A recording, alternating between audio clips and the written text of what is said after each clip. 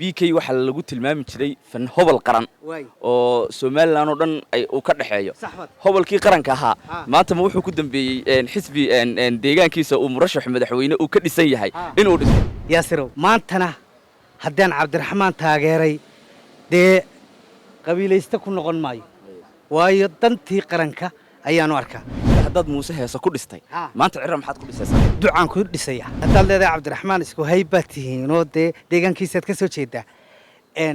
qofka qaranka u wanaagsan meeshuu doonaha ka soo jeeday anigu waa taageeraya manashaadna waxaan leeyahay duco qurux badan baa ku dhacday oo wanaagsan xijaabkana waad ku qurux badan tahay oo sidaad u sidatay baan arkay adiguna ducada qaado oo fankii mugdi weeye wax faa'iido ma laha daawadayaal hadda waxa dhinacayga taagan Maxamed Saciid BK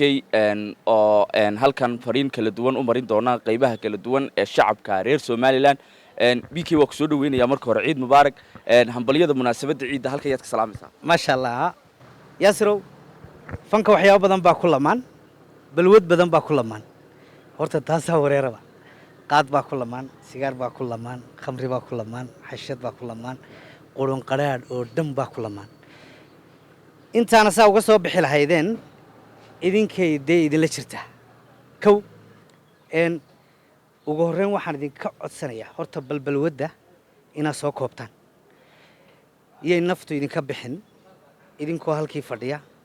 garaabaysanaya alaabtii idin shidan tahay cirkaa iyo xidigaha ku jira yaan wadku idiin imanin saaxiib waan idin jeclahay meesha ka urursada ciid walba fariintaa waan idiin soo diraa oo waan idinku baraarujiyaa waxaan isleeyahay saaxiibada bal qalbigoodu ha qoyo waan idin jeclahay ka tashada adduunkan waa laga wada tegayaa oo in yar baa la joogaya intaa waxaan ku darayaa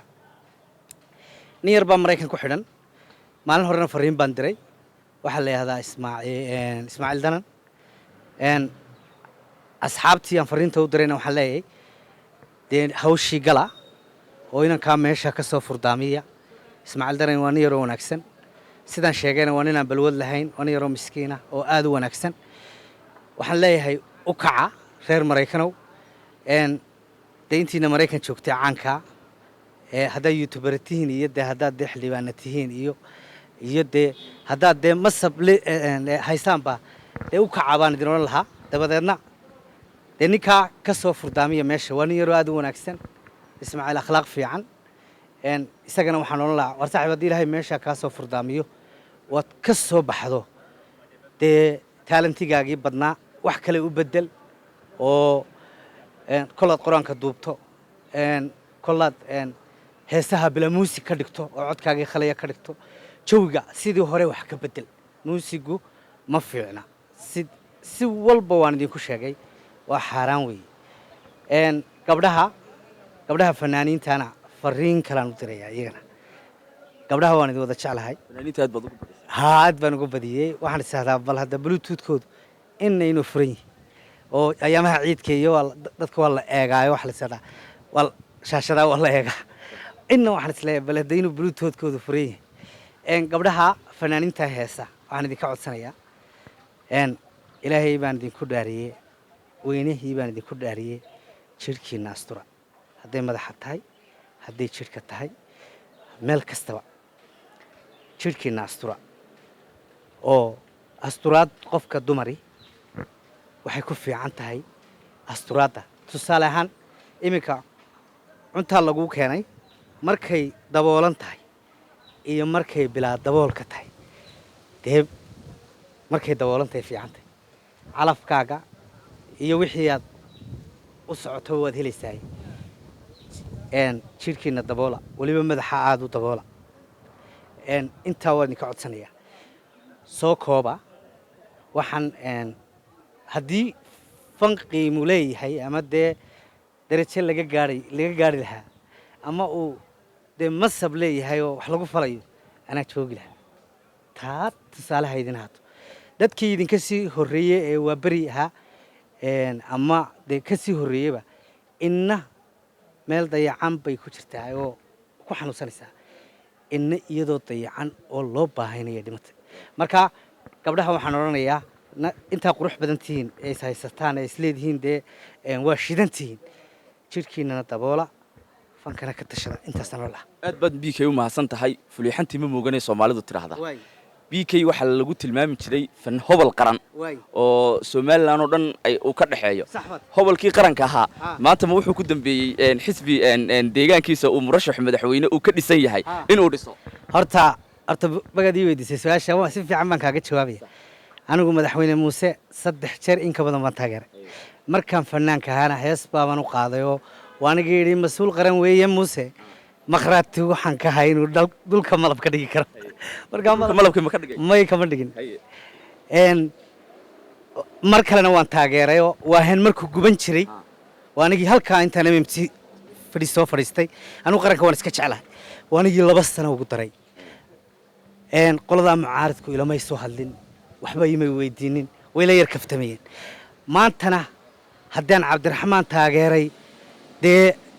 qabiilaysta ku noqon maayo waayo dantii qaranka ayaanu arkaa madmadow kuma jiro aniguna halkan kelmaddan aad leedahay nin qaran baad ahayd iminkaba nin qaran baan ahay dee haddaad leedahay cabdiraxmaan isku hayb baad tihiin oo dee deegaankiisaad ka soo jeedaa qofka qaranka u wanaagsanay meeshuu doonaha ka soo jeeday anigu waa taageeraya qofka wanaagsan ee isugu keenkeenaya isagana weliba fariin baan laga sii marnay waxaan leeyahay cabdiraxmaanow haddii ilaahay kursigaa kugu simo daar la dhisaa micno ma leh anigu xoola kaama rabo xila kaama rabo xurmo kaama rabo xil kaama rabo laakiin dadkan isu keen qalbiyadooda qabyaaladana inaga saar dabadna dhis unbaan odhan lahaa laakiin dee anigu hayb ahaan kuma taagina cabdiraxmaane waxaan ku taageeray inuu xalkii qaranka yahayoo inuu sibaynu madaxa isula gashay ninkii naga saar lahayn yahay shalay haddaad muuse heeso ku dhistay maanta cirra maxaad ku dhisaysaa ducaan ku dhisayaa waxaan doonayaa inaan duco ku dhiso kowdhe hadduu guulaysto nin baa weydiiyey su-aashaasoo maxaad samaynaysaa ku samaynaysaa cirro hadduu guulaysto waxaan jeclahay in 30 quraanka lagu saaro madaxtooyada in sandaladda Soomaaliland oo dhan loo keeno oo loo duceeyo waxaan jeclahay inaan halkan laga neekine qorshe fiican oo qurux badan la keeno oo dabadeedna qaranka lagu maamulo laakiin heesi hadday qiimo leedahay yaasirow horaan u soo qaado waxba ma tarto laakiin iyadoo bilaa music maxaad ku diiday inaad murashaxa hadda hees dad ku dhisi lahayd iyadoo bilaa music maxaad ku diiday BK waxba u tari mayso waxa ka fiican iyadoo loo duceeyo ducada ka fiican leedahay ilaahu xilka u qabooji ilaahu u hagaaji ducada ka fiican heestu waxba ma tarto ummadda heesta dhageysatana mid baan idiin sheegaya ama jacayl ha noqoto ama qiso kaleba u dhageyso heestu in yar un baad dhageysan kartaa laakiin haddaad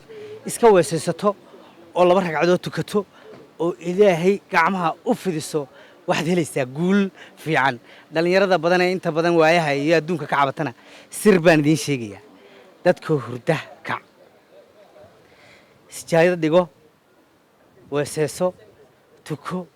ilaahay waxaad ka rabto weydiiso ilaahay kugu qaawin maayo baryada adigoo khushuuc iyo ilmo sijaayadda ku oy laakiin heesta calaacalka ha ku ooyin baan odhanaya